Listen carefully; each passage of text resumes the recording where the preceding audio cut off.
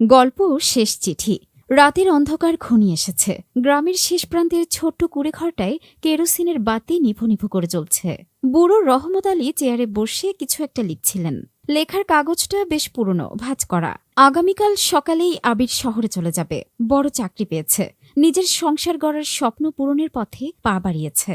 কিন্তু রহমত আলীর মনটা ভারী। অনেক বছর আগেই তার স্ত্রী তাকে একা করে চলে গিয়েছিলেন। তারপর থেকে ছেলে আবিরই ছিল তার জীবনের একমাত্র অবলম্বন। কিন্তু আবিরের নতুন জীবনে তার জন্য জায়গা নেই। রহমত আলীর কেন জানি মনে হলো একটা চিঠি লেখার। চিঠিতে লেখা ছিল, আমার প্রিয় আবির, তোর মা চলে যাওয়ার পর আমার জীবনটা যেন থমকে গিয়েছিল। আমি কেমন করে বাঁচব সে ভাবনাই বুঝে উঠতে পারছিলাম না। কিন্তু তখন তুই ছিলি আমার একমাত্র অবলম্বন। তোর ছোট্ট মুখের হাসিটুকুই ছিল আমার বেঁচে থাকার একমাত্র কারণ।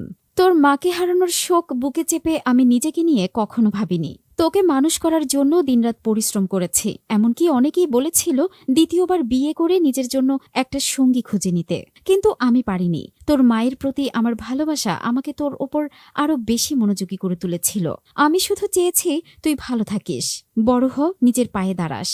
আজ তুই তা পেরেছিস, নিজের জায়গা তৈরি করেছিস। কিন্তু বুঝতে পারছি তোর জীবনের এই নতুন অধ্যায়ে আমার আর কোনো জায়গা নেই। তুই হয়তো আমাকে নিয়ে কিছু ভাবিস না, কিন্তু আমি সারাক্ষণ তোর কথাই ভাবি। এটা আমার অভিযোগ নয় আবির, এটা শুধু আমার একান্ত অনুভূতির কথা। আমি জানি তুই ব্যস্ত হয়ে পড়বি, তোর জীবনে নতুন দায়িত্ব আসবে। কিন্তু তোর মায়ের স্মৃতিগুলো আমার জীবনের শেষ দিনগুলো কাটানোর জন্য একমাত্র সঙ্গী। তোর নতুন জীবনের জন্য অনেক দোয়া রইল।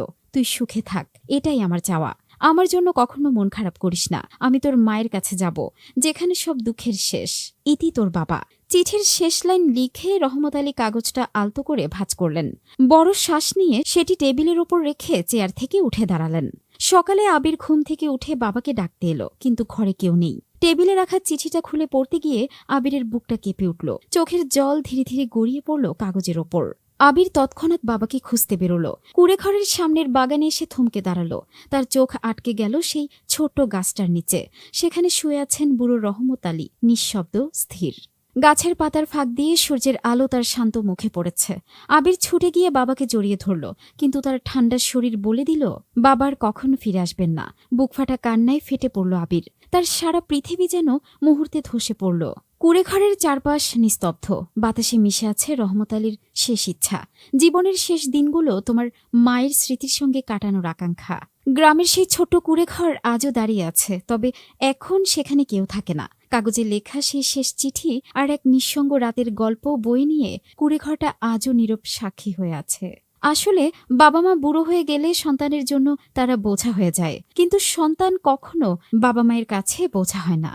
আপনারা শুনছিলেন এক পর্বের শেষ চিঠি অনুগল্পটি। গল্পটি কেমন লাগলো সবাই কমেন্ট করে জানাবেন।